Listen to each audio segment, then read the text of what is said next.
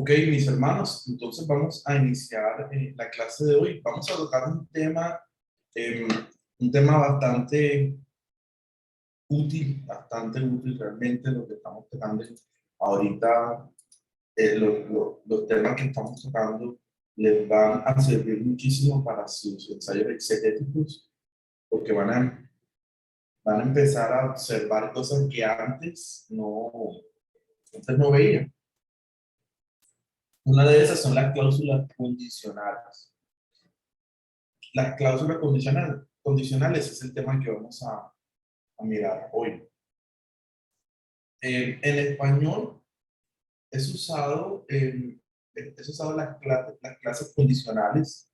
En griego las oraciones condicionales tienen una función de formular una condición para que se haga realidad una acción o estado determinado. Entonces esas cláusulas condicionales inician con el sí, si esto, entonces si haces aquello, sucederá esto. Y hay diferentes tipos de cláusulas condicionales en la Biblia. Vamos a mirar esas cláusulas condicionales. Por lo general se enseñan 4 cláusulas condicionales. Para los que tienen el libro de griego para Sancho, es la lección número 27. Es la lección número 27. Vamos a estar basándonos en esa lección y utilizando los ejemplos de esa lección. La lección número 27 del libro griego para Sancho. Entonces, estas oraciones condicionales son oraciones complejas formadas por 2 cláusulas, y vamos a grabarnos ese nombre, denominadas prótesis y apódosis. Esas son las 2 principales cláusulas, la prótesis y la apódosis. ¿Qué es la prótesis? Es la cláusula que expresa el requisito o la condición indispensable para la realidad de la otra cláusula. Gramaticalmente, dependiendo de la apódosis. La página 214 del libro griego para Sancho toma esta definición del libro griego para Sancho. ¿Cómo comienza? Comienza con sí o ean. Entonces, tengamos en cuenta que en la prótesis vamos a encontrar ei o ean. Las 2 generalmente se traducen como sí. Ojo que ei es con espíritu suave, es con espíritu suave. Ean también es con espíritu suave. Vamos a mirar un ejemplo. El ejemplo que pone el libro es Mateo 4:6.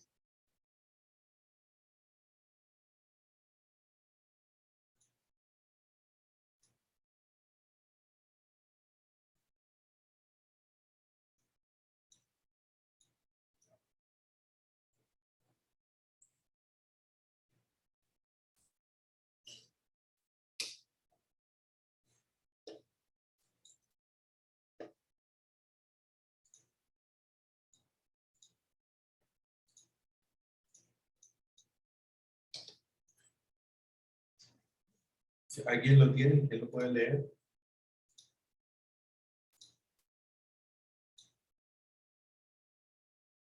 Mateo 4:6.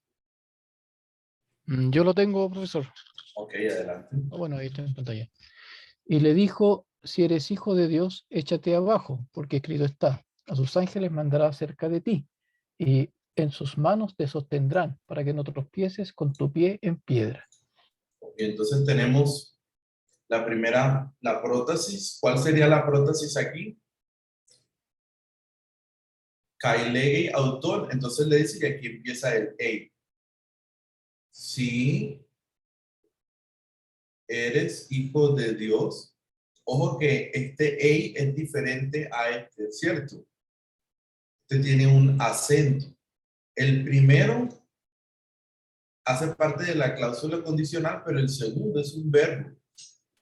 Presente activo indicativo del verbo ser o estar en segunda persona del singular. Entonces, si eres hijo de Dios, y esa sería básicamente la prótesis. Ahora, ¿cuál es la apódosis?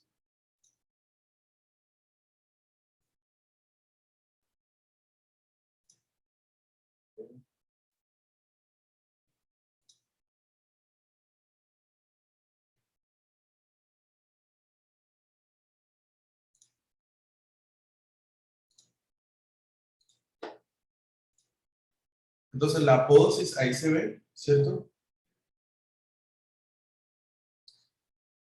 Ahí se está viendo en pantalla apódosis, ¿cierto? Ok, entonces apódosis señala la acción conexa al cumplimiento de la condición. Básicamente, según el diccionario de la Real Academia Española, es una oración principal en los periodos condicionales y concesivos. Básicamente, es la segunda parte, es el resultado, es lo que es la segunda parte de la idea como tal. En este versículo sería,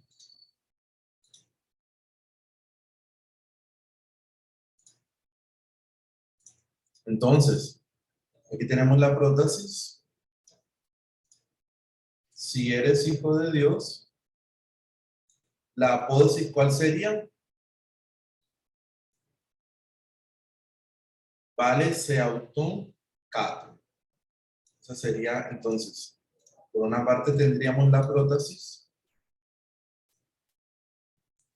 y por otro lado tendríamos la apódosis. Prótesis y apódosis. Entonces, la prótesis y la apódosis no siempre aparecen en el mismo orden como en este caso, y hay que tener en cuenta que el orden de estos factores no altera el resultado. El orden que tengan en la oración no afecta su significado. Muchas veces vamos a tener la apódosis y luego la prótesis. Entonces, lo que nuestro trabajo es detectar cuál es la prótesis y cuál es la apódosis. Aunque la apódosis esté primero y la prótesis de segundo, hay que detectar cuál es la prótesis y cuál es la apódosis. Y estas cláusulas condicionales, como les llamamos, están divididas en 4 cláusulas. Podemos encontrar 4 cláusulas condicionales y vamos a pasar por cada una de ellas. Vamos a la primera.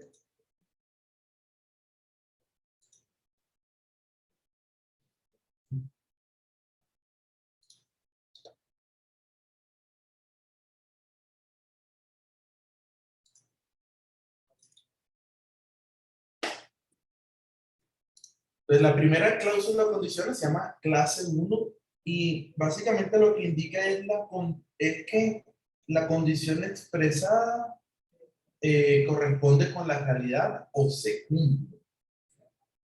Entonces, indica que la condición expresada corresponde a la realidad. Mejor expresado, el autor pone por caso la verdad de la prótesis. Si la prótesis corresponde a la realidad o no, es otro asunto.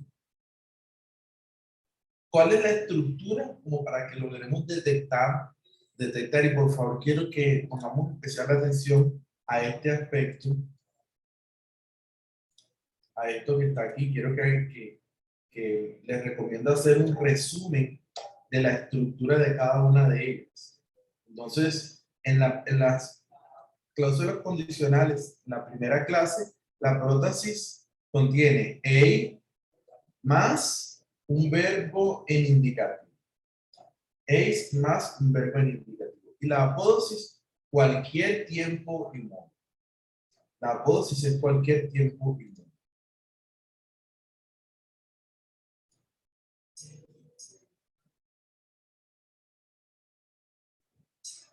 Ejemplo, aquí tenemos, si alguno tiene oídos para oír, oiga. ¿Cierto? Aquí tenemos el a. Este dice es alguno, sí. Alguno, eje, es el verbo ejo, detiene y está en tercera persona. Si alguno tiene oídos para oír, ok, eso está en infinitivo. Aquí tenemos un verbo acueto. Acueto. Eso está en Marcos 4:23.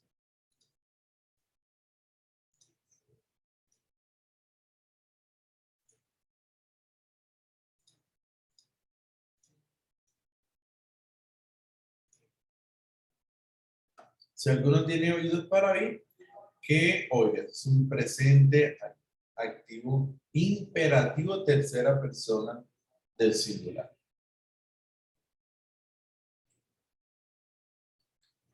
De acuerdo a la clase anterior, los que tienen un resumen por ahí, ¿qué tipo de imperativo podría ser?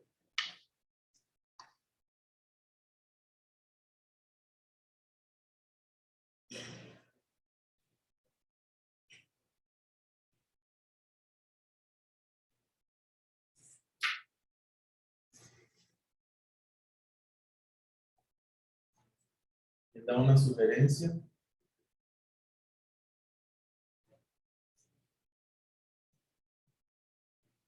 Un mandato, una prohibición, una petición, una exclamación,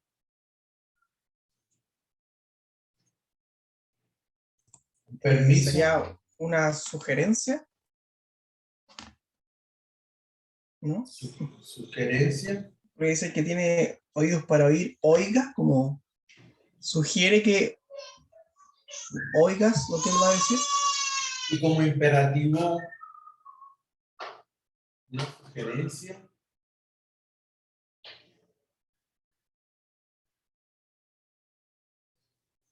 En el imperativo podríamos tener más que todo, lo más cercano a sugerencia sería una petición. Claro, porque cuando uno, por lo menos yo cuando empiezo en imperativo pienso en orden casi de manera inmediata. Ajá. Pero puede ser una orden. Ujú.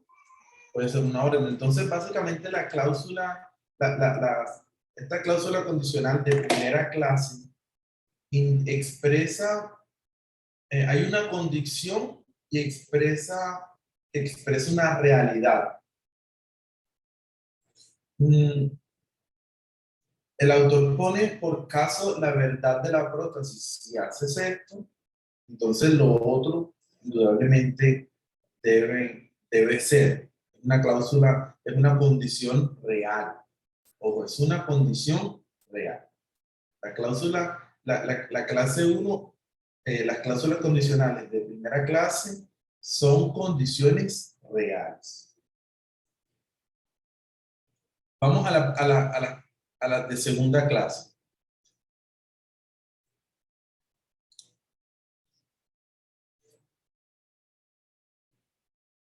Bueno, vamos a mirar otros ejemplos aquí. Una falacia exegética para tener en cuenta.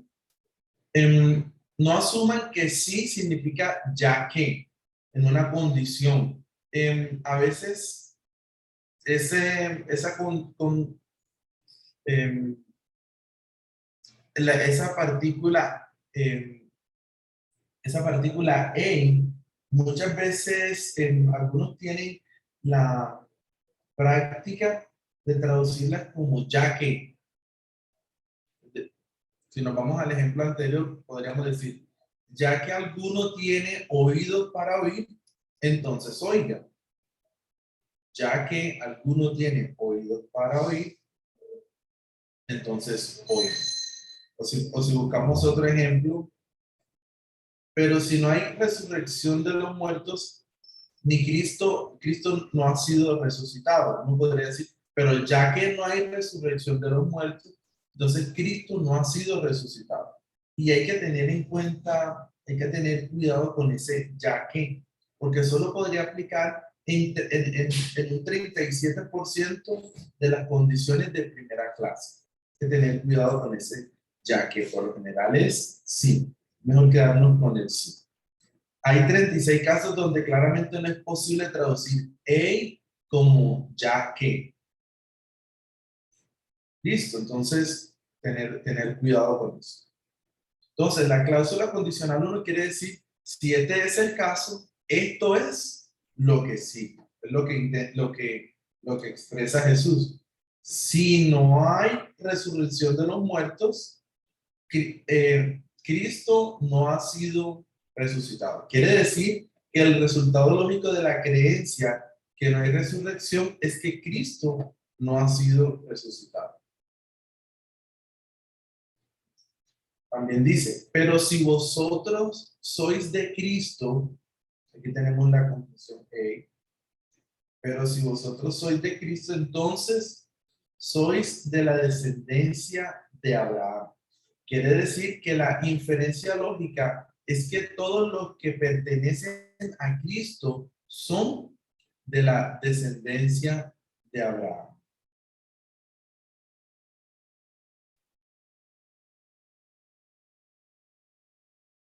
Eso es básicamente como lo que podríamos mencionar sobre eso.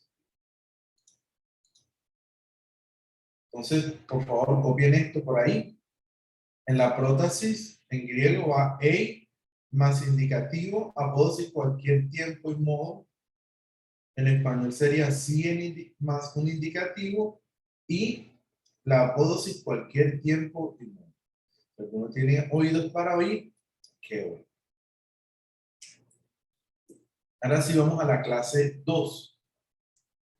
A las cláusulas condicionales de segunda clase. Básicamente es lo contrario a la realidad o una condición irreal.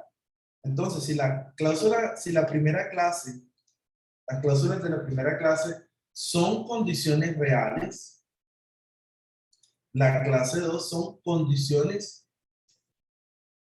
son condiciones irreales. Expresa que la condición expuesta pudo haber sido, pero no fue o no es, lo que denota no es la veracidad o falsedad de la condición, sino su falta de concordancia con la realidad desde la perspectiva de quien habla. Ejemplo, ¿cuál es la diferencia entre si él es profeta, conoce quién y qué clase de mujer es la que le toca? Y en el segundo ejemplo dice, si él fuera profeta, conocería quién y qué clase de mujer es la que le toca. Entonces hay dos intenciones ahí, ¿no? Una es un hecho facto, o sea, si él es profeta, él conoce. Pero acá es una condición irreal, contraria a la realidad. Si él fuera profeta, no se está afirmando de que él es, si él es, o si fuera, conocería quién y qué clase de mujer es la que le toca. ¿Cuál es la estructura de las cláusulas de segunda clase? Es ahí en la prótesis, ojo, y un imperfecto indicativo.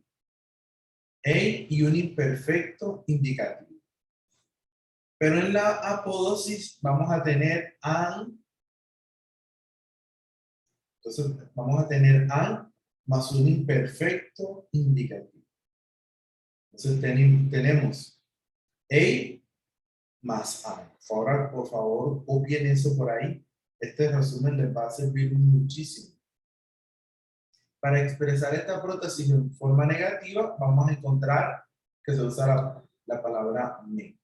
En español sería sí más imperfecto de subjuntivo y una cláusula simple y una condicional simple. Si este fuera el profeta, conocería quién y qué clase de mujer es la que le toca.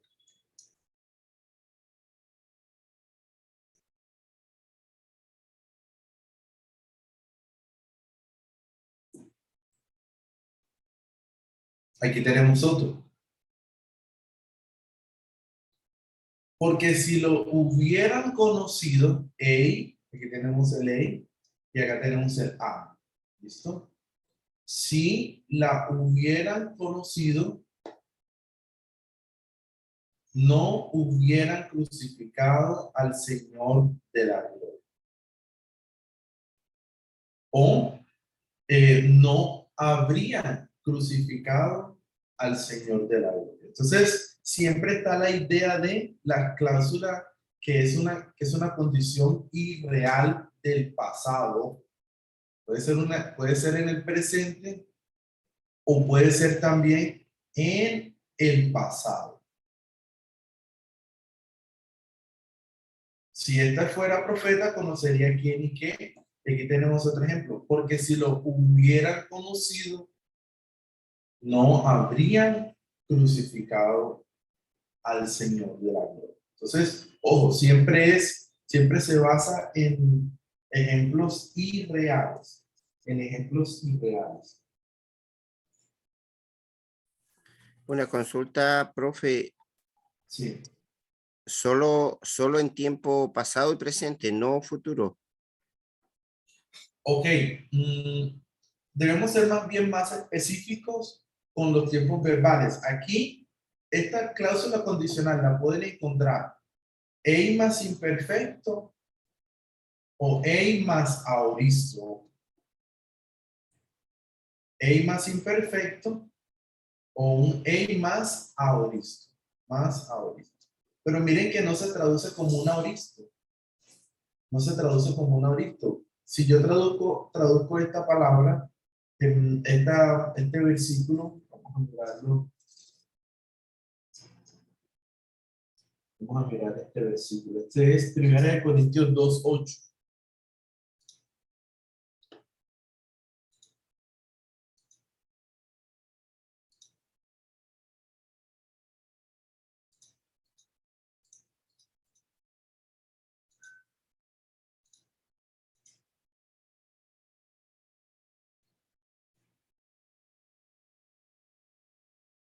Entonces, el verbo que está aquí está en aoristo indicativo. Vamos a mirarlo, como lo dice la Biblia de las Américas.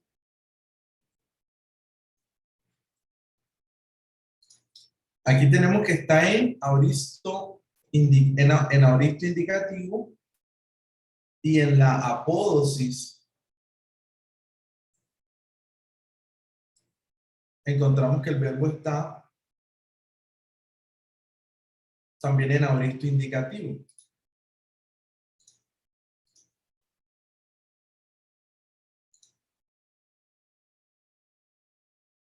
De Corintios 2:8. Miren cómo lo traduce.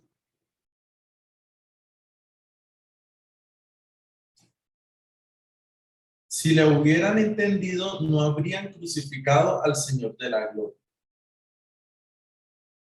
Entonces, ahí está en aoristo, mis hermanos, pero no lo están traduciendo en aoristo.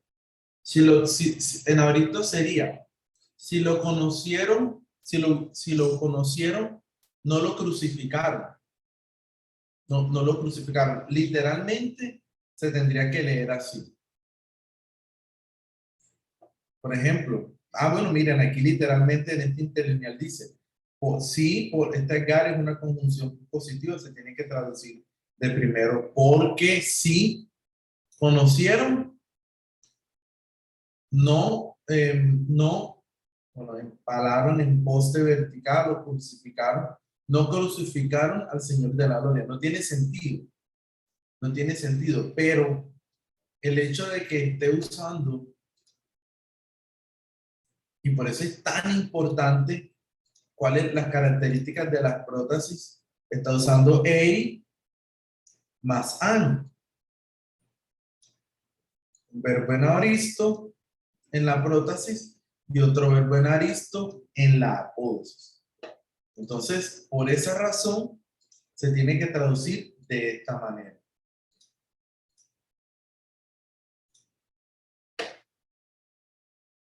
Si la hubieran conocido, es decir, con un pluscuamperfecto, si lo hubieran conocido, en la prótesis tendrían que decir, no habrían o no hubieran crucificado al Señor de la gloria.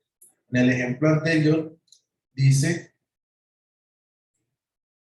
porque si este fuera profeta, conocería quién y qué clase de mujer le ha tocado.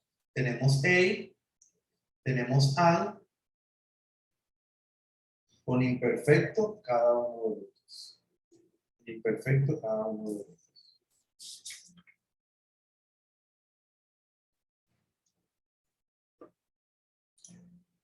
Vamos a ir haciendo ese resumen. ¿Listo? Ustedes me van a ayudar.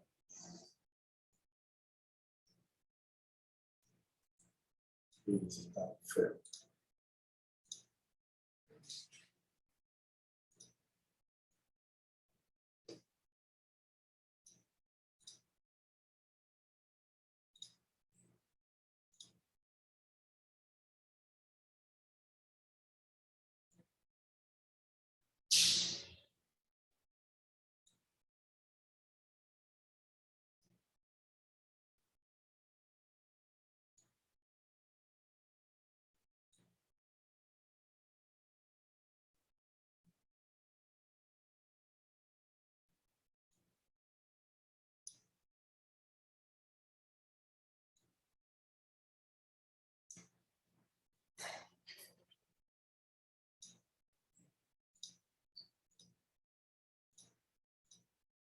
Entonces tenemos la clase, por acá tenemos la prótesis,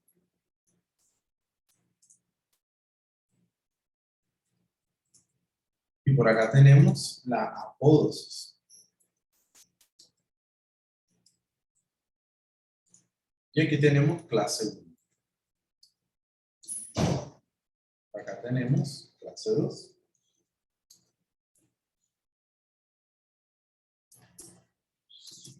Entonces, en la prótesis de clase 1, ¿cuál es la característica?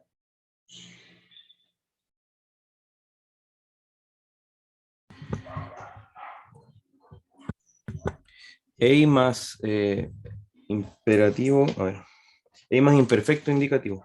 No, perdón, me confundí con la clase 2. EI más verbo indicativo. Ok, perfecto.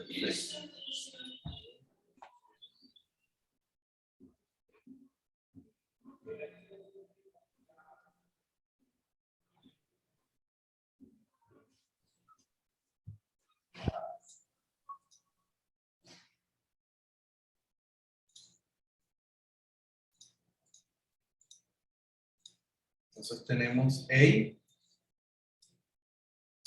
más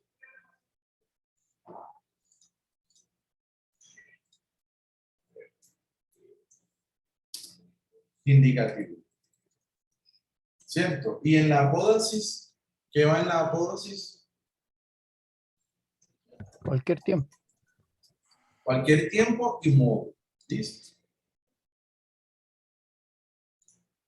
Cualquier tiempo y modo. En la clase 2, ¿qué va?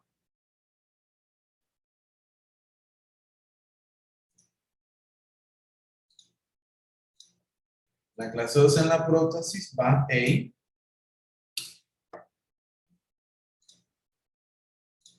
¿A más qué?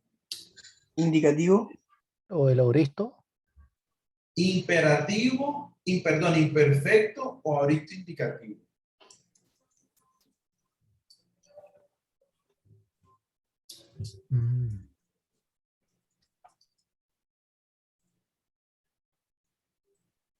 Indicativo, ojo. Siempre va a ser o imperfecto o auristo indicativo. Y en la apódosis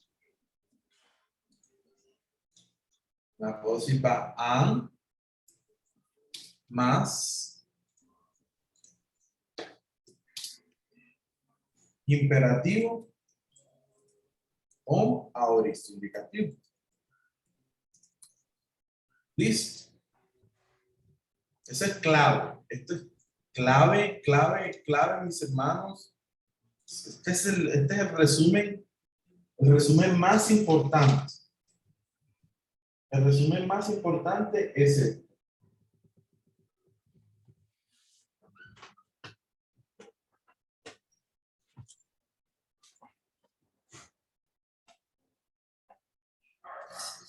¿Cómo se traduce esta clase? Podría decir amare y acá amaría. Entonces, si comiere, entonces engordaría. Si comiere mucho, engordaría. Listo. Vamos entonces con la clase 3.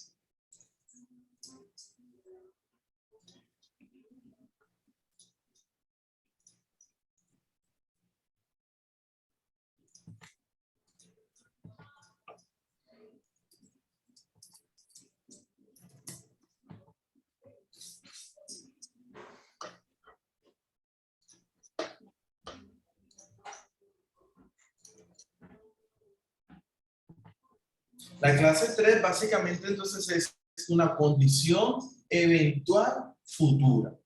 ¿Listo? Es una condición eventual futura. Se plantea una condición de cumplimiento incierto, pero posible en un tiempo futuro. Se plantea una condición de cumplimiento incierto, pero posible en un tiempo futuro. Lo que se denota no es la veracidad o la falsedad de la condición, sino su falta de concordancia con, perdón, se caracteriza básicamente porque en la conjunción ya no vamos a encontrar EI, sino que vamos a encontrar EAN. EI más EAN. Sería esto, ¿cierto? EAN más subjuntivo. Más subjuntivo. Y en la apodosis cualquier tiempo y modo. Aquí tenemos el EAN. Dice, Señor, si quieres, puedes sanarme.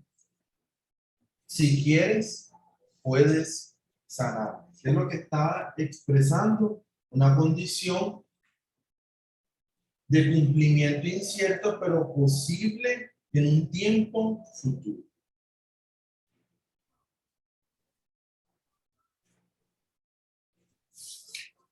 Vamos a mirar otro.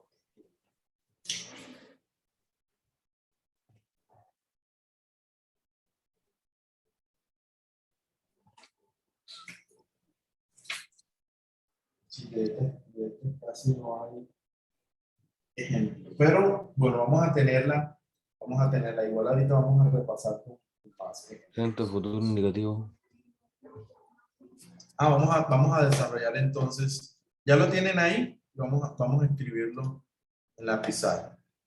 ¿Qué tenemos entonces en la clase 3? ¿Cuál es la característica? Más subjuntivo. EAN. Sí, más subjuntivo. Perfecto. Más subjuntivo. Y en la apódosis.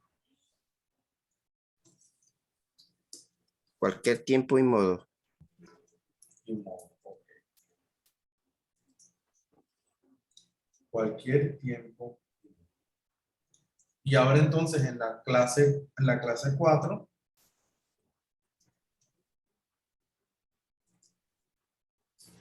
¿Qué tenemos? A ver.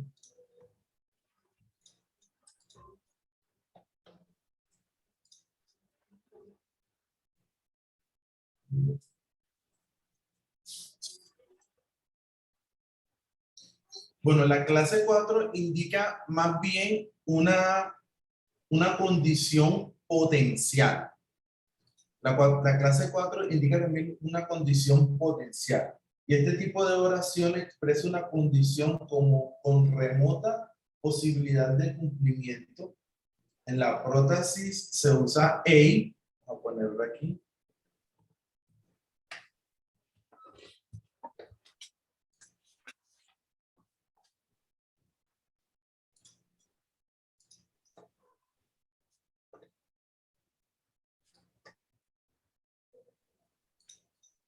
En la prótesis se usa EI.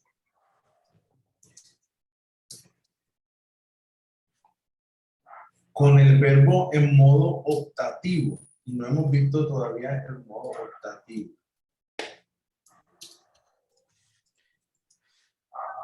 Con el verbo en modo optativo.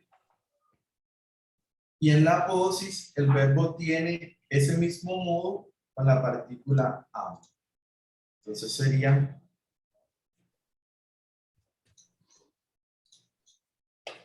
am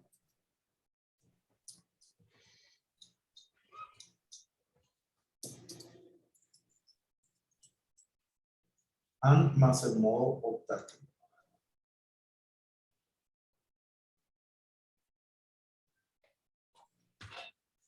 En esta no hay ejemplos completos de esta categoría en el Nuevo Testamento, porque el modo optativo El modo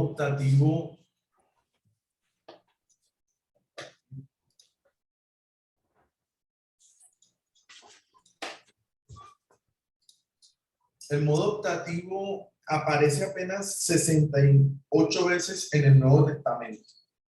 Para que miremos un poquito las cantidades. Hay 15.616 verbos indicativos, 1.621 imperativos, 1.800 subjuntivos, 2.200 infinitivos, 6.000 participios, o sea que el participio puede llegar, es más utilizado que el subjuntivo y que el infinitivo, aunque aún hasta que el imperativo, el imperativo. Entonces tenemos que prestarle muchísima atención al participio que vamos a ver la próxima clase. Pero en el optativo solo aparece 68 veces. El optativo aparece solamente 68 veces en el Nuevo Testamento.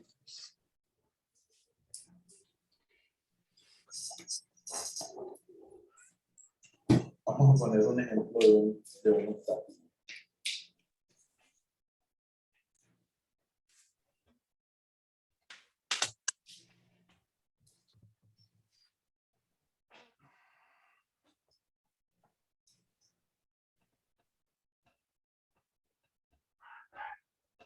Romanos 3:31. Romanos 3:31.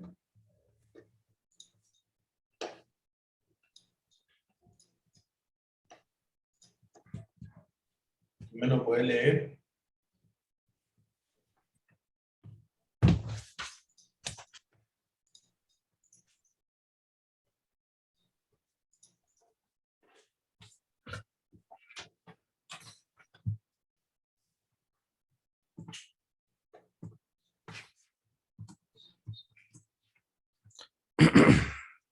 En Romanos 3:31. Si luego por la fe invalidamos la ley en ninguna manera, sino que confirmamos la ley. La frase sería, de ninguna manera sería el optativo. Es un auristo optativo, tercera persona del singular, acompañado de una negación. El optativo indica una probabilidad bastante lejana, muy lejana. ¿Listo? Y quiero aprovechar este paso porque el optativo solo aparece 67 veces. No es necesario dedicarle tanto tiempo, pero sí que nos vayamos con la definición de que el optativo es un modo que indica una probabilidad muy lejana. Y se usa para expresar, por ejemplo, un deseo cuando su realización es remota. Y el modo optativo aparece con más frecuencia en la literatura paulina y en Lucas. En la literatura paulina y en Lucas, mayormente que en el resto del Nuevo Testamento. El modo optativo no se encuentra en Mateo. En Marcos aparece una sola vez. En Lucas se halla 11 veces y en Hechos 17. Entonces, ahora el optativo es más frecuente en la Septuaginta, lo que implica que hubo un descenso en el uso del optativo a medida que el idioma fue sufriendo modificaciones. Otro ejemplo de optativo,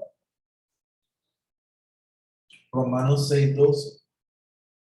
Pueden leerlo, Romanos 6:12.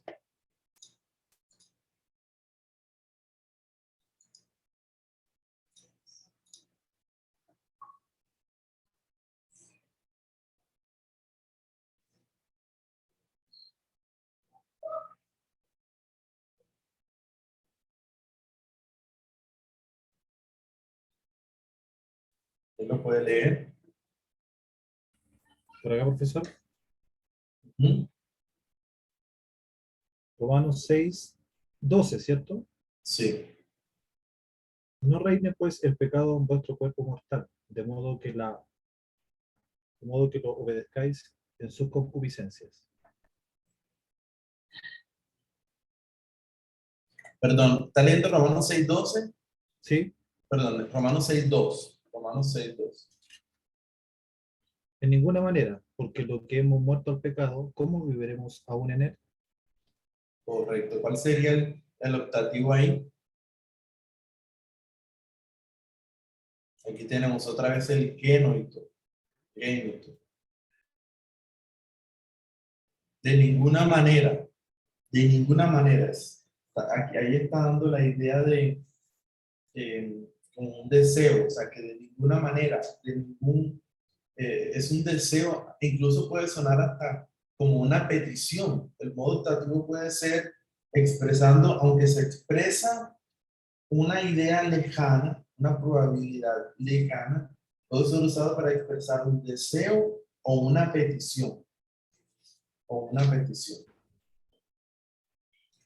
A veces pareciera bueno, yo desde que hasta hoy día me doy cuenta la esencia del término, pero uno lo interpretaba como una negación, como decía, de Correcto. ninguna manera. Correcto. Es casi como, sí, es casi como negando completa posibilidad, pero hay que mirarlo más desde la perspectiva de una probabilidad lejana.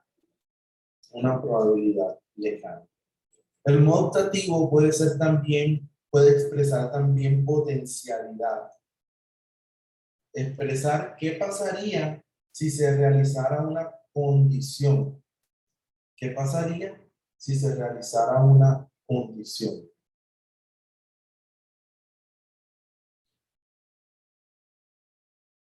Eso está, vamos a mirar entonces Hechos.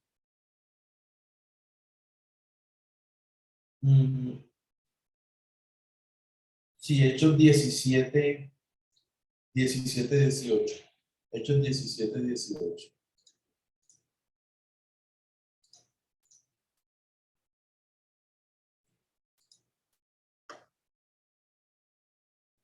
¿Quién lo puede leer?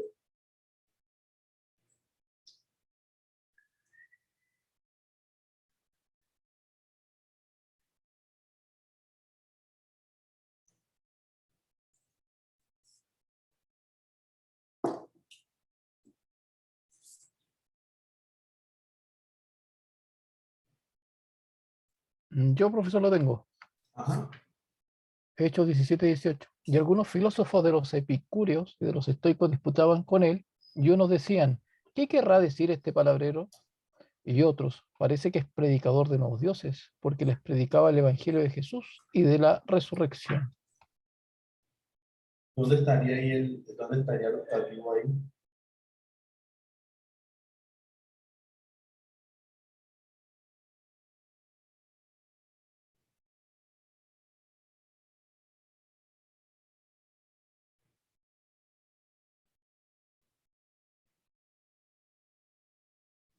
¿Querrá decir? ¿Verdad? ¿Cómo lo traduce, cómo lo traduce el versículo que el hermano acabó de leer?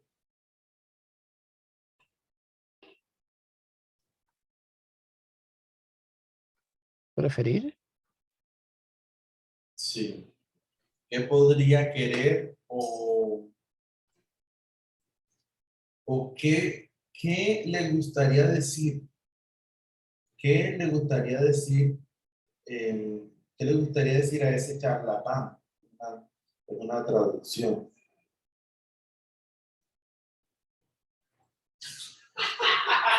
Dando la idea como de potencialidad, ¿no? Expresa la idea de lo que pasaría si se realizara una acción. ¿Qué haría? ¿Qué diría? Es la idea. ¿Qué diría?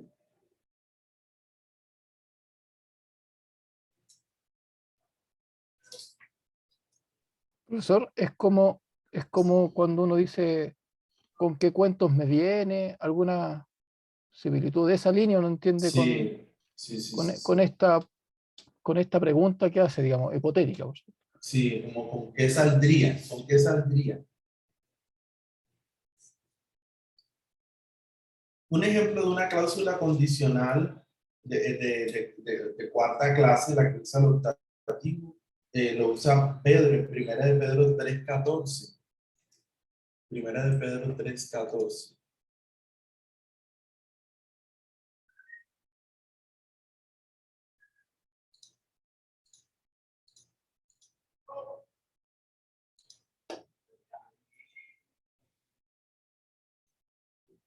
¿Quién lo puede leer?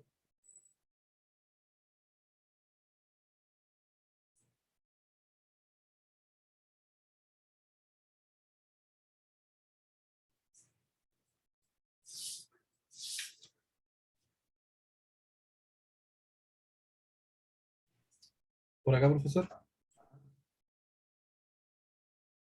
Más también si alguna cosa padecéis por la causa de la justicia, bienaventurados sois. Por tanto, no os amedrentéis por temor de ellos, ni os conturbéis. Lee la primera parte otra vez, por favor.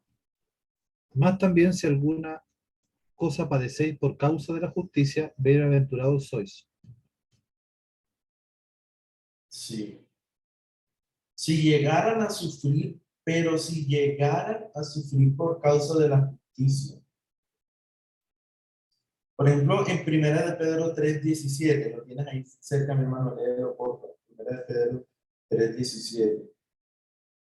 Porque mejor es que padezcáis haciendo el bien, si la voluntad de Dios así lo quiere, que haciendo el Si mal. tal fuera la voluntad de Dios, si tal fuera la voluntad de Dios, es como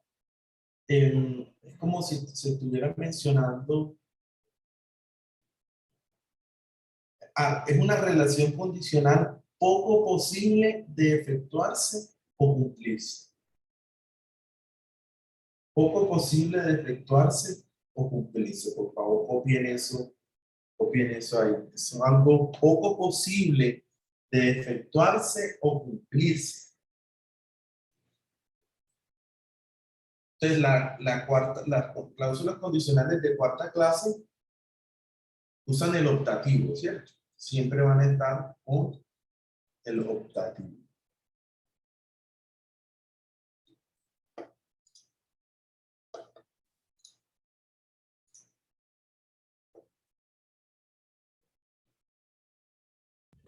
Profesor, Sí, sí, entonces, en resumen, la condición potencial es la que tiene la remota posibilidad de cumplimiento, y para ello la construcción ocupa el modo optativo, pero a su vez el modo optativo expresa posibilidad o deseo.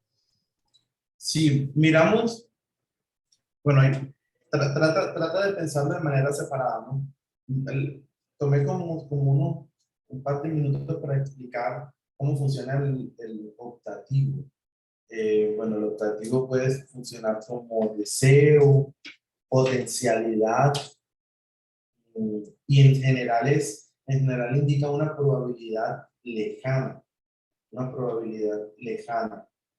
Puede indicar también voluntad, como es volitivo, expresa un deseo, una petición, nunca suceda esto, o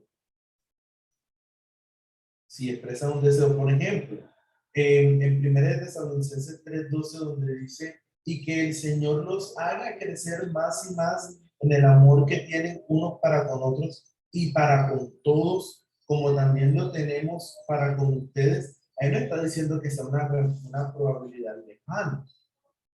Ahí no está diciendo que que el Señor los haga crecer más y más. No, ahí está indicando un deseo. ¿Listo? Un deseo. Hay que tener en cuenta que el optativo puede significar deseo, y si quieren hacer una lista de significados, es mejor que lo hagan. Una lista de significados del optativo es voluntad, deseo o petición. También puede indicar potencialidad, es decir, lo que pasaría si se realizara una acción. También puede indicar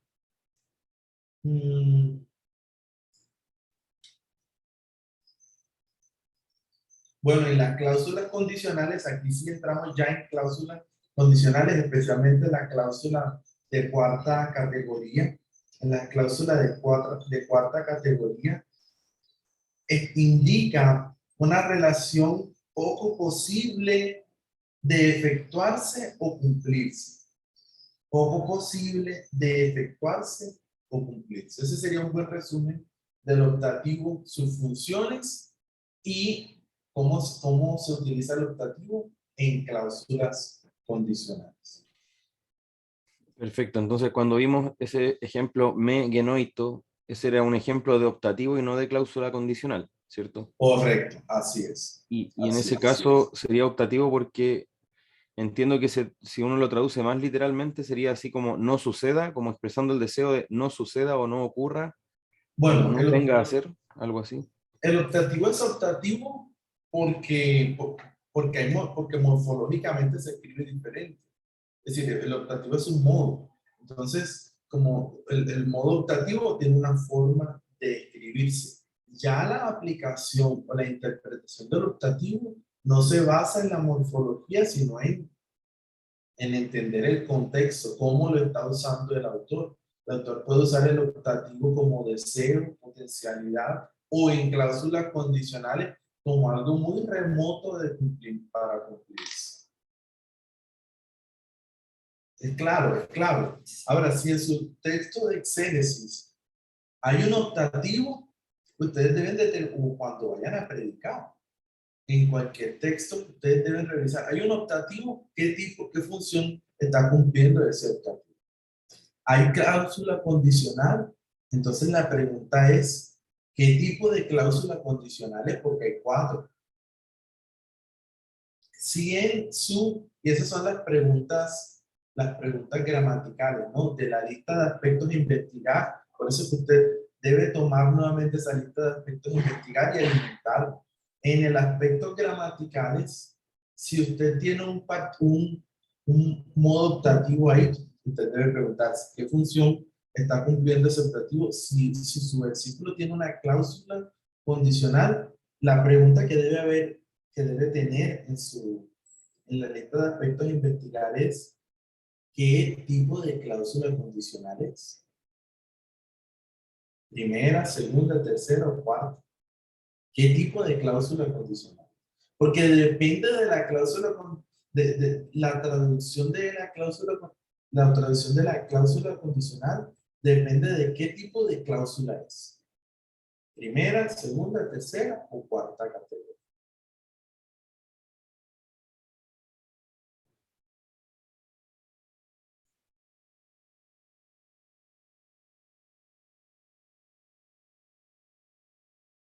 Vamos a ejemplo, ¿listo?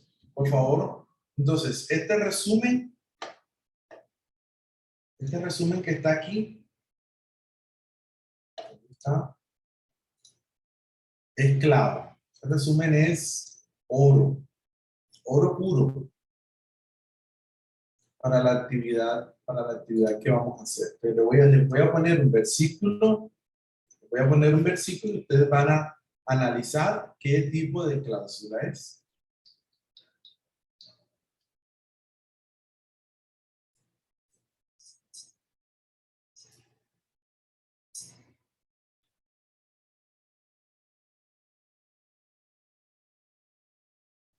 Les voy a poner el versículo para que lo busquen en sus recursos.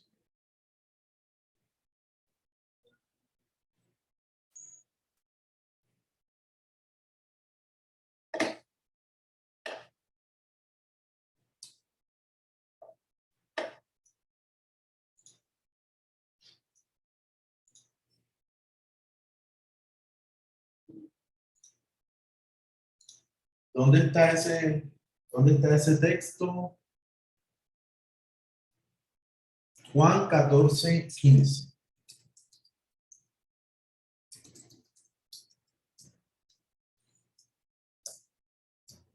Juan 14:15.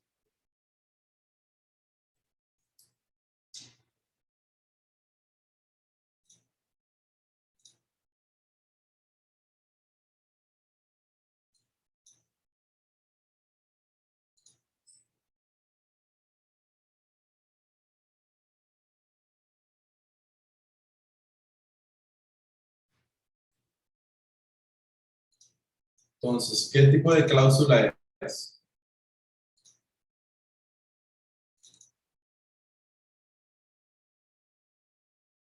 La tercera, cláusula condicional eventual futura.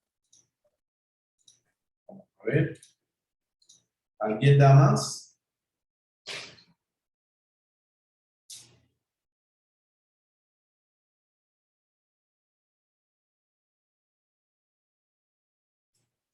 Bien. ¿Qué características tiene la cláusula condicional de tercera categoría? Primero, que aparece EAN, ¿cierto? En la prótesis.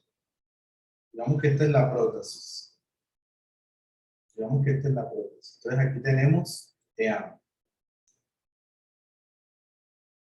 Y tiene que estar acompañado de un subjuntivo. Les pregunto, ¿esto está en subjuntivo? Sí, Sí, cierto.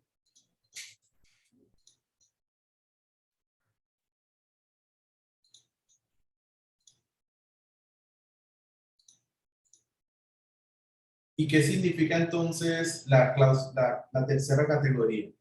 ¿Cómo se interpreta?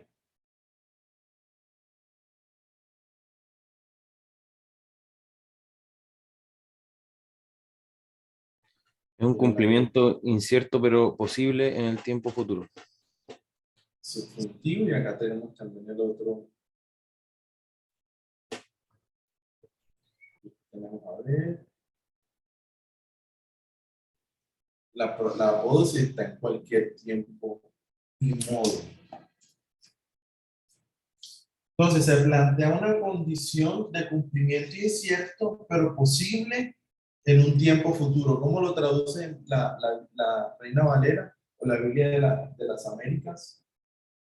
La Valera dice, si me amáis, guardad mis mandamientos. La 1960. Entonces, una condición de cumplimiento incierto, es decir, si me aman, es incierto. Entonces, pero posible en un tiempo futuro. Si me aman, es incierto, pero posible en un tiempo futuro. Entonces, y en el tiempo en el que eso se vuelva realidad, hay una consecuencia lógica. ¿Cuál es esa consecuencia lógica? Que cuando realmente lo amen, van a guardar los mandamientos.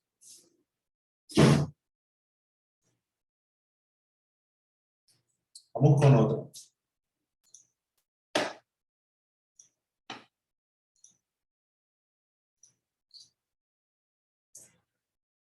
El profesor estaba pensando en el texto de Romanos 8.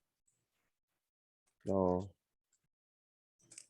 cuando dice que todas las cosas ayudan a bien a los que, o no, a los que aman a Dios. Eso ya es otro. Pero ahí no hay vamos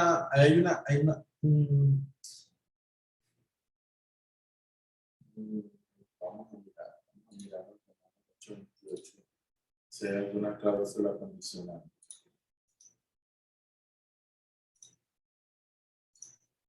La versión 1960 dice, y sabemos que a los que aman a Dios. Pero en griego, mi hermano, recuerda que tenemos que ir al griego para ver si están las partículas, la prótesis o la apódosis.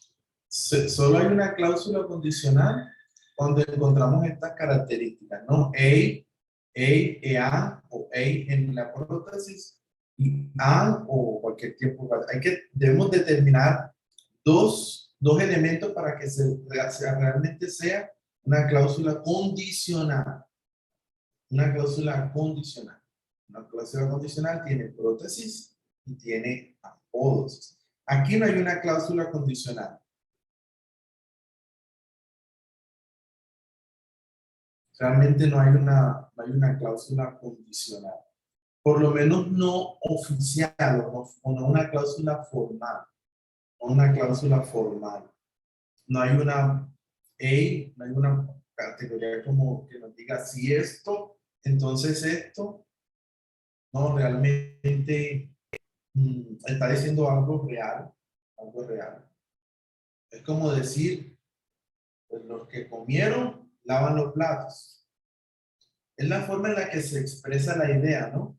Yo puedo expresar esa misma idea de otra forma por medio de cláusulas condicionales. Si comieron, lavarían. Si comieron, lavan los platos. O podría decir, si comieran, lavarían los platos. Entonces, es la forma en la que se expresa. Ahí no está expresado realmente en una cláusula condicional. Pero entonces, este sí es una cláusula condicional. ¿Cuál es?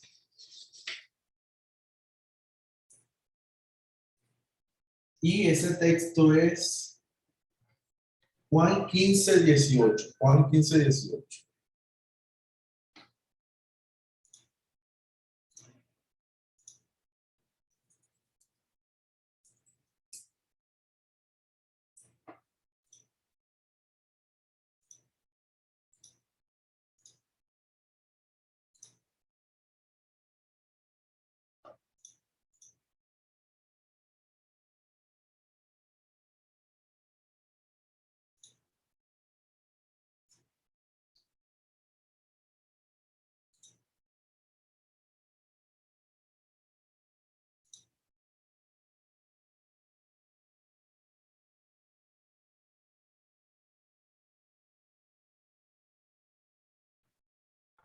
Primera clase. Ok, ya tenemos entonces una propuesta. ¿Por qué? Porque está compuesta la prótesis de ei más un verbo en indicativo que es misei. Misei. Ok.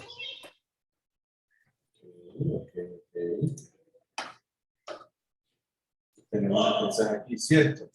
Tenemos la prótesis y por acá tenemos la apódosis.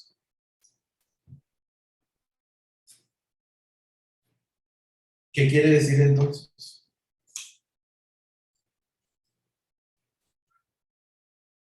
El versículo, Ajá. ¿Te acuerdas la clase 1? ¿Qué significa? ujú, si el mundo los aborrece. O sea, ¿era la traducción o en realidad me perdí de lo que estaba buscando con la pregunta, profesor? Ok. La traducción. Es más de qué nos sirve saber que es de primera clase. O sea, ¿cómo Ah, ok, no? perdón. Si Sí, sucede A, implica B, ¿no? que se da por verdadera la condición. Juan 15:18. Que se da por verdadera la condición. Él dice, si el mundo los odia, saben, a ver, si el mundo os odia, sabéis que me ha odiado a mí antes que a vosotros.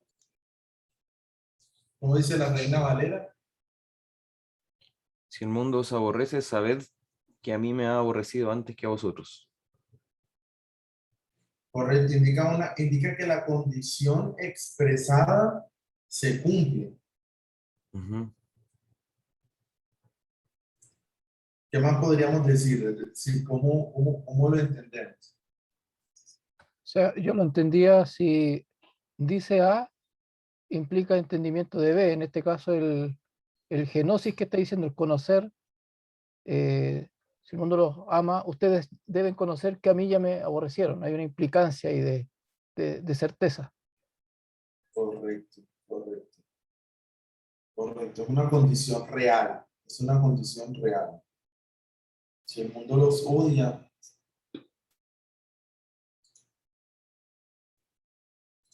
si el mundo los odia, presenta antiguo indicativo de genosquete, segunda del plural. Ustedes saben, el mundo los odia, ustedes saben que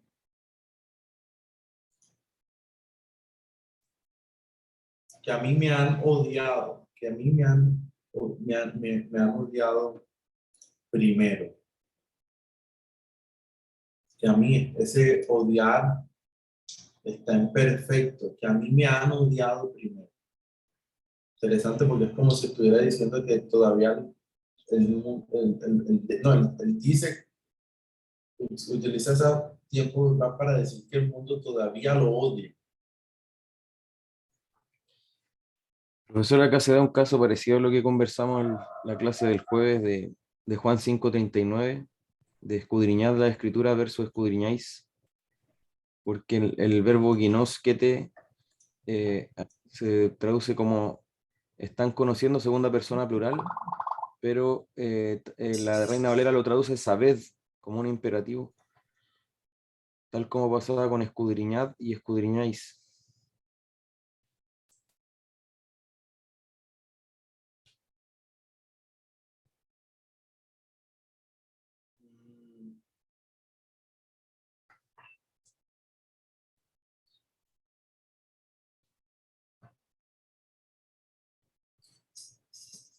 ¿Cómo lo relaciona? Repíteme, por favor.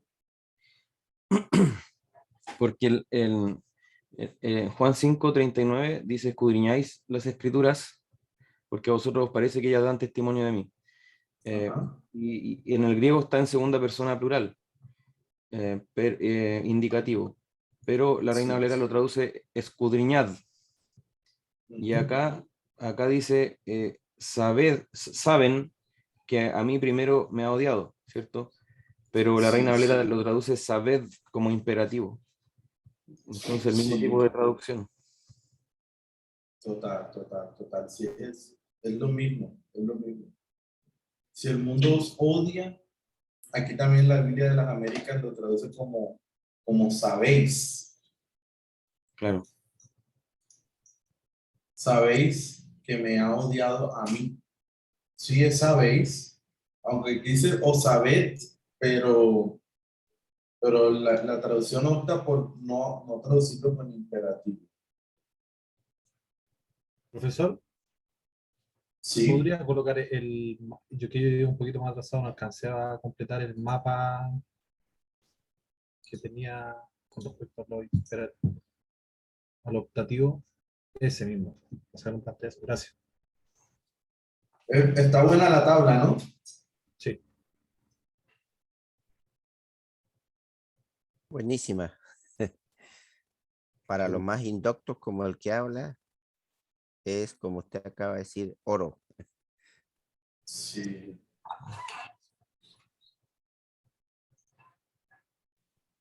Listo, mis hermanos. Voy a tomar una captura de pantalla y se las envío entonces. Se las envío al WhatsApp. Alguien ya la envió ahí.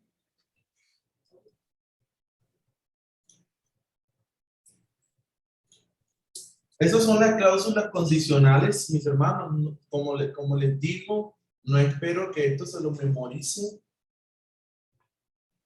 Es más, no espero que recuerden las características de cada una de ellas, pero sí que recuerden que cuando hay una cláusula condicional, hay varios tipos de cláusulas y que deben ir a un libro, deben ir a un documento, deben ir a recurrir a ver dónde ustedes determinan qué tipo de cláusula condicional es.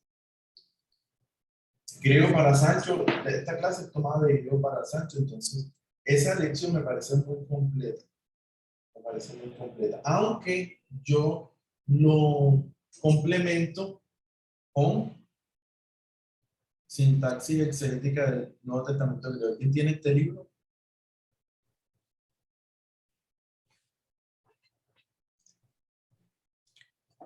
El hermano Mesa. El ¿Quién es logos. el autor? ¿Quién es el autor? Lo tiene el Logos. El Logos. El Logos lo tiene. Sí. Ah, excelente. De ahí es donde yo tomo muchísimo. Robert Hahn, de Robert Hahn.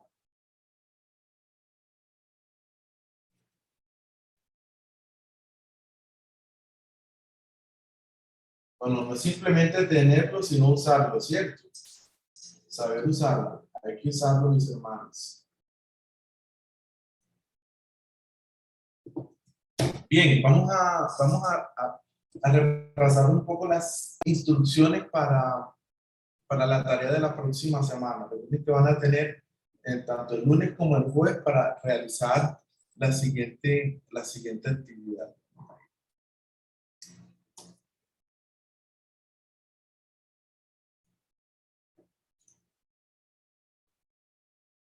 Les recuerdo, mis hermanos, los que están atrasados, por favor, pónganse al día, no esperen al finalizar el curso. Recuerden que son solo 5 semanas, vamos por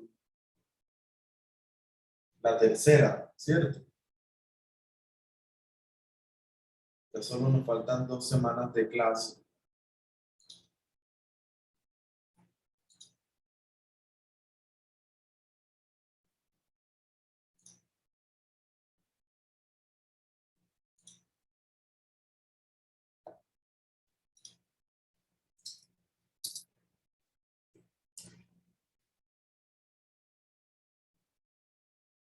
Entonces, la primera clase, vimos la lista de aspectos, la primera semana, lista de aspectos a investigar. La segunda semana, análisis del contexto literario.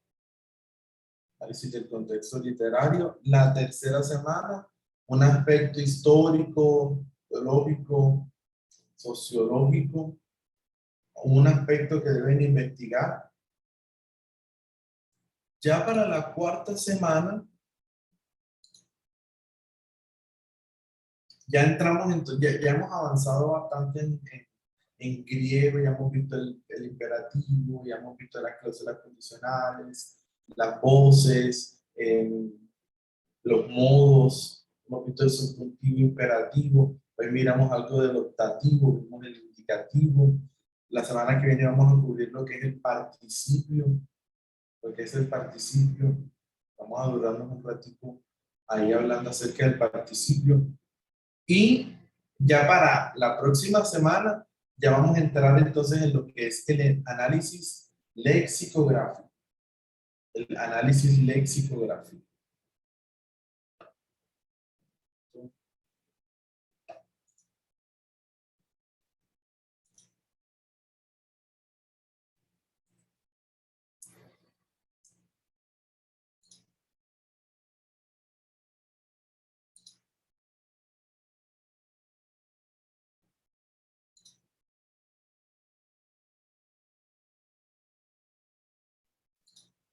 En la segunda semana era bosquejo literario, ¿cierto? Sí. Y en la tercera era la investigación de asuntos históricos. Un aspecto que deben investigar, ya sea histórico, teológico, sociológico, un aspecto. Aquí está.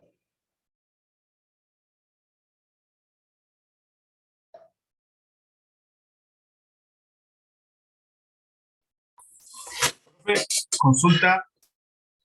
Sí.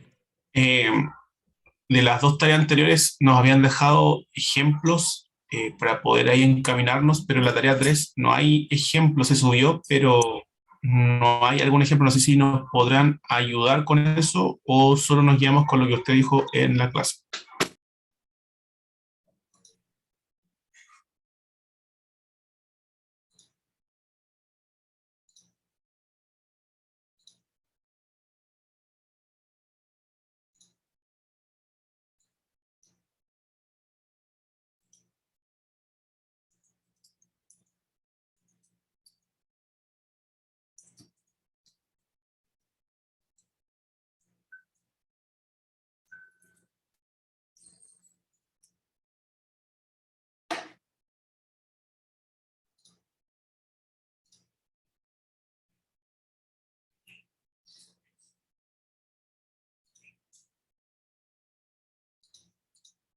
Listo, mi hermano, ya lo subí.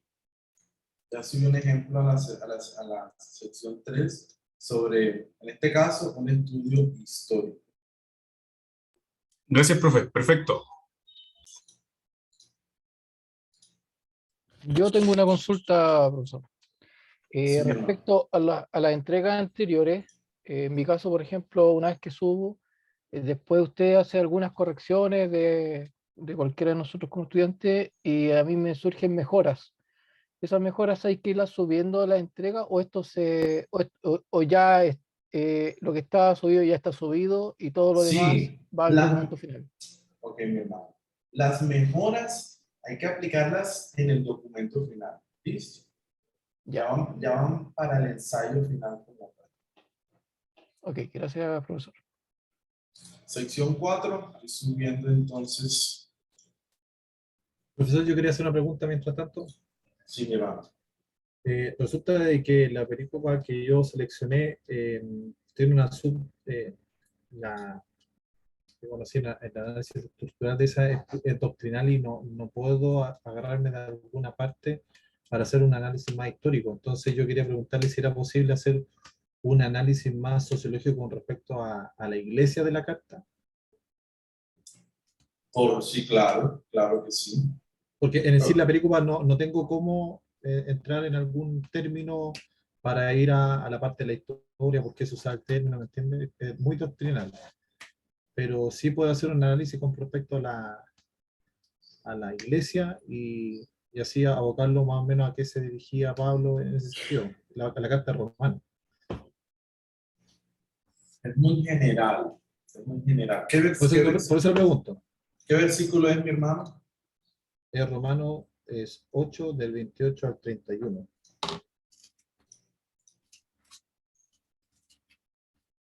¿28 al 31? Entonces de ahí no tengo cómo agarrarme en algún término para... Los gentiles. Es que, por eso le digo, por eso me quiero abocar a ese, porque ahí tendría que hablar como a grandes rasgos de los gentiles, de cómo Sí. componían, pero En la tendría que is- hablar de la gente que componía la iglesia. Sí, quiénes eran los gentiles. Esa idea entre judíos y gentiles, ¿cuál era la disputa? Eso es sociológico, ¿no? Por eso es un análisis sociológico. Cultural. ¿Cuál es la disputa que había? ¿Cómo se relacionaban? Realmente ellos veían a los demás así como gentiles, como gente aparte. Ya.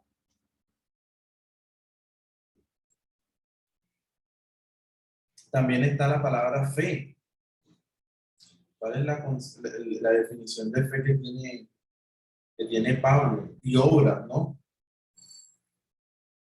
Y es clave este capítulo, especialmente porque se ha propuesto en los últimos años que el corazón de la carta no es el capítulo 3, sino es el capítulo 9.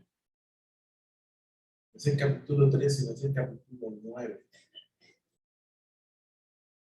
Y también se ha puesto en discusión si leer a Romanos desde la perspectiva luterana de ley y evangelio, de ley y evangelio, ese binomio.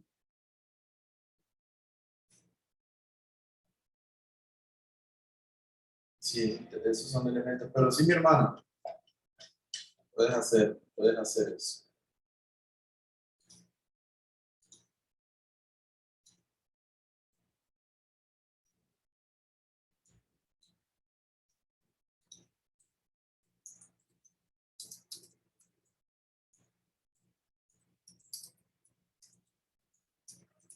Listo, ya subí entonces un ejemplo de análisis lexicográfico y vamos a leer entonces las instrucciones.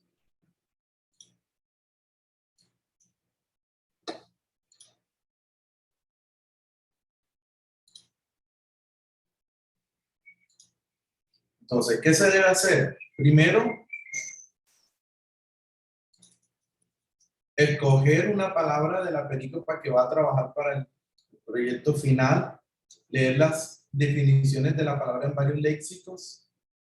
¿Cuáles pueden ser? Bueno, el de Bauer, el de Liddell, el de Henry y Scott, todos estos que están aquí, el de Tuggy,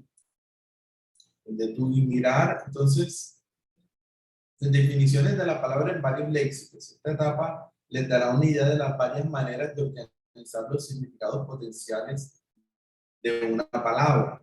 Ahora, esto les va a ayudar a lo que es un estudio de términos. Lo que hicimos en la clase pasada, hay que hacer un estudio de términos. Hay que hacer un estudio de términos. Profesor, ¿qué pasa si uno no tiene acceso a esos libros? Hace el estudio de términos, hace el trabajo. ¿Cuál es el estudio de términos? Bueno, empezar a buscar en la Biblia con una concordancia como lo hicimos la clase pasada. El trabajo, mi hermano, que usted está haciendo para la clase pasada, ese le puede servir para esto. Mata, como decimos por acá, 2 pájaros de un solo tiro. Examinar el uso de las palabras en el Nuevo Testamento por medio de concordancias griegas o usando el software Logos. No sé si hace toda la tarea. Es válido, ¿no? Es válido. Claro que la cantidad de ocurrencias de la palabra varía dependiendo de la palabra. En cuanto a palabras raras, será necesario examinar cada versículo donde ocurre el término en todo el canon bíblico. En cuanto a palabras más comunes, se debe prestar más atención al uso de las palabras por el autor bajo consideración. Y aquí hay 2 concordancias que pueden utilizar. Profesor, una consulta. Ese documento que usted está revisando no es el que subió, ¿cierto? Porque yo estaba viendo acá uno que es un ejemplo, ¿no? El que está... Ah, en la sección 4 la coloco. Ah, ok. No he dicho nada. En la sección 4. Sí, gracias, profesor.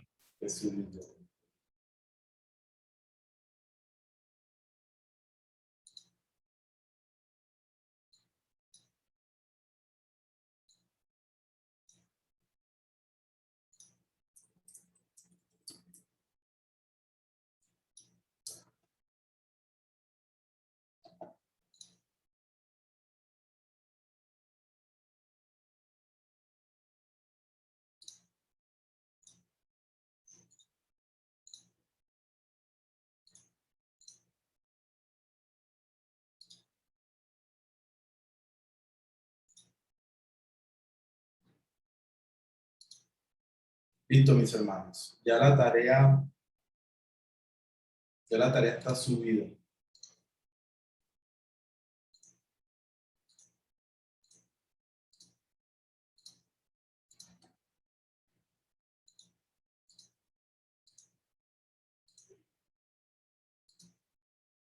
Listo. Ya pueden descargar.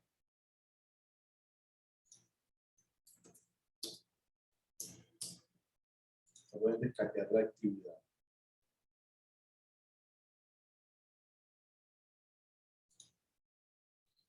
Ah, ustedes estaban viendo, ¿cierto? Uy, trampa.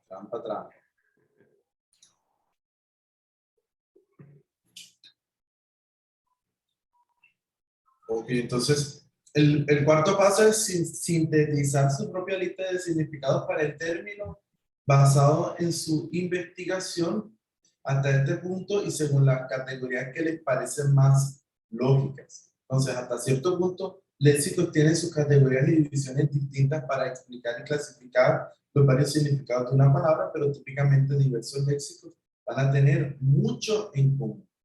En el proceso de sintetizar sus propios listados, ustedes pueden utilizar parcialmente o totalmente las categorizaciones de uno o más léxicos, mezclando elementos como les parezca ideal, pero no deben incluir definiciones redundantes derivadas de varios léxicos. Y no olviden dar crédito a sus fuentes cuando escriban la tarea. Pueden consultar también el diccionario exegético del Nuevo Testamento o el compendio, el diccionario teológico. Aquí está el compendio de Kittel.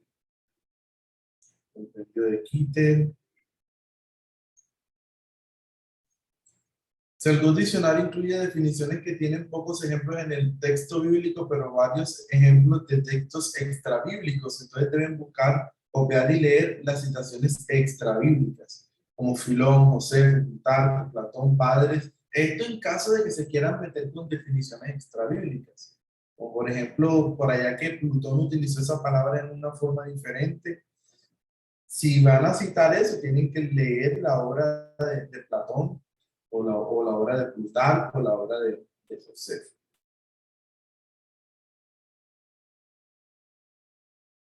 En últimas, reorganizan las categorías en una lista sintética si es necesario y deducir cuál categoría y definición es la más apropiada para la ocurrencia de la palabra en el texto bíblico. ¿Por cómo organizan la tarea? Deben organizar sus conclusiones en 2 sesiones. Una, el listado de las gamas de significados potenciales. Y por otro lado, un argumento a favor del significado relevante para la perícopa de estudio.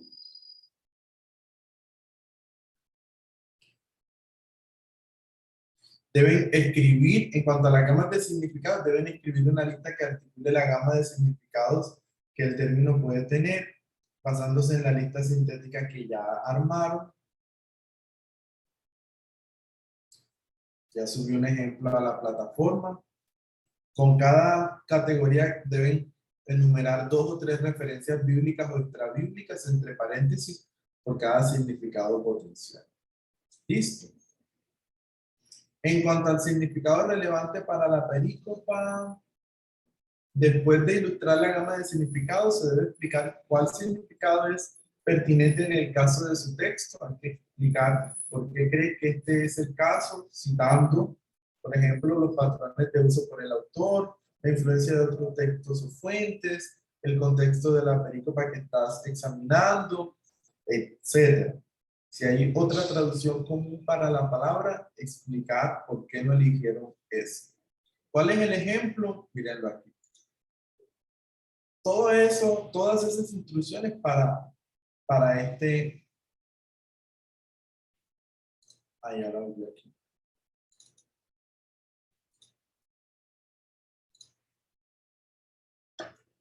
Todas esas instrucciones para hacer este pequeño trabajo. Estudio lexicográfico, lo primero es la gama de significados. Yo vamos a estudiar la palabra en guiso. Entonces, en guiso tiene 2 grupos de significados. Puede ser acercarse en movimiento, espacio, es decir, de un lugar a otro, o acercarse en tiempo, es decir, el tiempo de la cosecha, la lluvia, es decir, cómo se acerca ese tiempo. El domingo, pues, el domingo se acerca cada vez más, es diferente a decir se acerca una persona, es un tema de espacio. Y aquí tenemos varias citas, Mateo, Lucas, aquí tenemos en la Septuaginta, aquí tenemos un papiro por allá, luego tenemos entonces acá Isaías, Lucas, Romanos, etc. Este trabajito es lo más, o sea, todo consultar concordancias, documentos, diccionarios, léxicos, todo para presentarme la gama de significados. Y aquí está la citación, ¿no? Entonces yo investigué el NIDA, el Greek English Lexicon, investigué también en el diccionario griego-español, por acá investigué en el Greek English Lexicon también, y por acá en el compendio. ¿Listo? Estas fueron las fuentes utilizadas. Y segundo, el significado relevante para la perícopa. Es muy sencillo, son 200, 300, 500 palabras, lo que sea necesario. Entonces dice, para el significado de enguisa la perícopa, Mateo 3, 1 al 12, se han presentado 2 opciones. Una de espacio y otra de tiempo. Y se ha optado por el significado del tiempo por razones de peso teológico. También cito a quienes lo definen, ¿no? Preston dice que el uso del Nuevo Testamento sigue y sellas al hablar de la cercanía del reino de Dios como el tiempo del cumplimiento. Un ejemplo de este acercamiento temporal es Mateo 20:34, donde se habla del tiempo de la cosecha. En este sentido, este acercamiento se da en una dimensión temporal. Mateo 20:34 tiene que estar aquí arriba. A ver, ¿dónde está? Bueno, sí. Miren, a ver. Ah, bueno, miren que no está aquí, tiene que estar ahí arriba también. Por acá dice, este asunto teológico resalta un énfasis escatológico en el contexto de la predicación de Juan. Méndez dice, hay una urgencia escatológica en la llamada al arrepentimiento, de modo que Mateo y Lucas vinculan el bautismo de Juan con el inminente juicio escatológico, afirmando que el hacha está puesta a la raíz de los árboles, el anuncio del reino de Dios, el mandato al arrepentimiento y otros elementos están intrínsecamente relacionados con su predicación escatológica. Se puede dejar por fuera el aspecto de movimiento-espacio. Entonces, aquí se está aclarando por qué las otras definiciones no caben. Dice, se puede dejar por fuera el aspecto de movimiento-espacio en sentido de acercamiento físico de un lugar a otro, puesto que el énfasis en el relato es el anuncio de un acontecimiento netamente escatológico, con una carga temporal denotada a lo largo del evangelio. Para concluir, la palabra en guiso se encuentra en perfecto activo indicativo, tercera persona del singular, por lo que es una acción pasada que continúa en el presente. Dice Wallace que se usa para indicar no la acción pasada como tal, sino en el presente, estado de las cosas. Para Juan, el reino de los cielos está presente. Muy la tarea. Sencillo, ¿cierto? Me siento, investigo por aquí, saco acá, consulto uno que otro diccionario, organizo las definiciones, las pongo y cito. Normas Chicago. Y luego, entonces empiezo a hablar. ¿Por qué este significado? ¿Por qué no el otro? ¿Por qué este sí? Y bueno, empiezo a sustentarlo, ¿no? Este sí porque, bueno, el autor lo utiliza de la misma manera, otros autores también lo utilizan de la misma manera. De pronto alguien puede decir, no, el papiro de ornitorrinco hallado en el primer siglo después de Cristo, se usó ese concepto de la misma manera, y cuando vamos a Platón también lo está usando. Todo eso, mis hermanos, todo eso. Entonces, esa es la tarea. Fecha, yo les dejé la fecha para el próximo domingo, no este, sino el que viene arriba. Listo, entonces ya vamos avanzando, mis hermanos. Para los que no han entregado el primer trabajo, ya no es un solo trabajo, ya vamos por el cuarto trabajo. La quinta semana es donde vamos a hacer el trabajo del análisis gramatical. Ese es donde ustedes van a mostrar todo lo que han aprendido en el curso. Van a mostrar todo el poder, todo la gracia, todo mejor dicho, el llamado que el Señor les ha hecho a la predicación, lo van a mostrar ahí en cómo aplican ustedes todo lo que hemos aprendido, que participe, que hay un modo imperativo, aquí hay un tiempo verbal, está todo esto, esta cláusula condicional es de tercera categoría, por esto, todo eso, mis hermanos. ¿Una pregunta?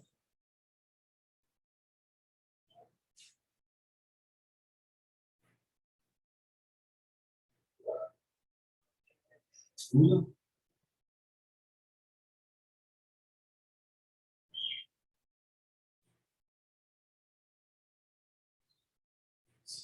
Ok, mis hermanos, por favor no se compliquen, no lo vean como una actividad imposible, ¿no?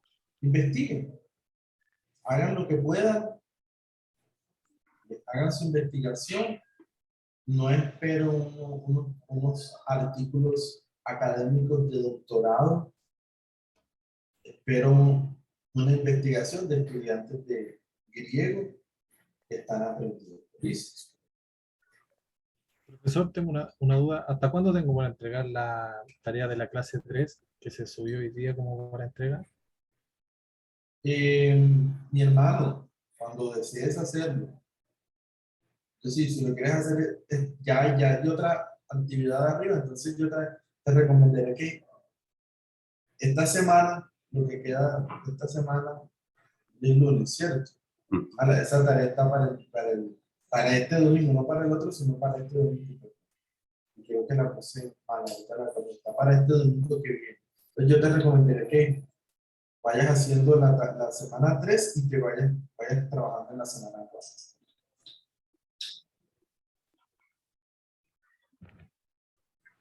Bien, mis hermanos, muy buenas noches, que el Señor les bendiga. Hasta el próximo. Muchas gracias, hermano.